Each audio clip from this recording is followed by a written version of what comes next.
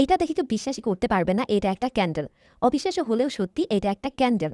এই অসম্ভব কাজটা সম্ভব করেছি আমি। তো চলো তোমাদের সাথে শেয়ার করি কিভাবে এটা আমি সম্ভব করলাম। তো আমি হচ্ছে প্রথমেই তোমার এখানে হচ্ছে ওয়াক্স ছেড়ে দিছি। আর এই পাথরগুলো যেগুলো দেখতে পাচ্ছ এই পাথরগুলো কিন্তু আমি হাতেই মেক করেছি ক্যান্ডেল দিয়ে। এগুলো কিন্তু অরিজিনাল কোনো পাথর না, এগুলো সবগুলাই ক্যান্ডেল দিয়ে তৈরি। তো এটা করতে গিয়ে কিন্তু আমার অনেক ঝামেলা হয়েছে, কারণ হচ্ছে আমি গ্লুকান দিয়ে প্রথমে পাথরগুলো লাগাইতে যাচ্ছিলাম, পরে দেখতেছি গ্লুকান দিয়ে হয় না। তো আমার হচ্ছে খুব ঝামেলা হয়েছে, কিন্তু যেহেতু আমি একটু আনকমন কিছু ভিডিও করার ট্রাই করি সেহেতু এটা আমার কাছে কোনো ব্যাপারই না। তো আমি হচ্ছে সারাদিন আজকে আমার এই ক্যান্ডেলটার পিছনে গেছে। তো আস্তে আস্তে করে হচ্ছে এই ক্যান্ডেলটা আমি বানিয়ে ফেলছি। তোমরা দেখো এখানে হচ্ছে এই গাছের পাতাগুলো আর হচ্ছে শামুক ঝিনুক এগুলো ছাড়া সবগুলাই কিন্তু ক্যান্ডেলের তৈরি। আর এটা তোমরা চাইলে জ্বালাতেও পারবা।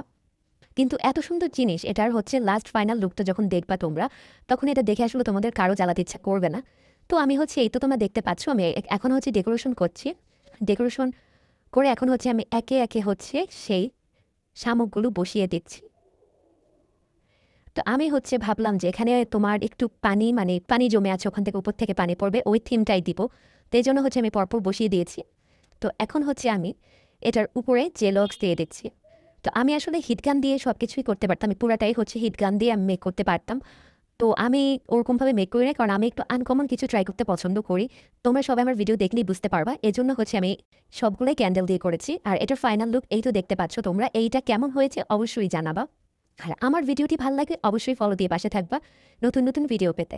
ভিডিওটি কেমন হয়েছে কমেন্ট করতে কিন্তু ভুলবা না তোমরা, অবশ্যই আমাকে কমেন্ট করে জানাবা। আর নতুন নতুন ভিডিও পেতে অবশ্যই ফলো দিয়ে পাশে থাকবা। ওকে, সবাই ভালো থাকবা, সবার জন্য অনেক অনেক ভালোবাসা রইল।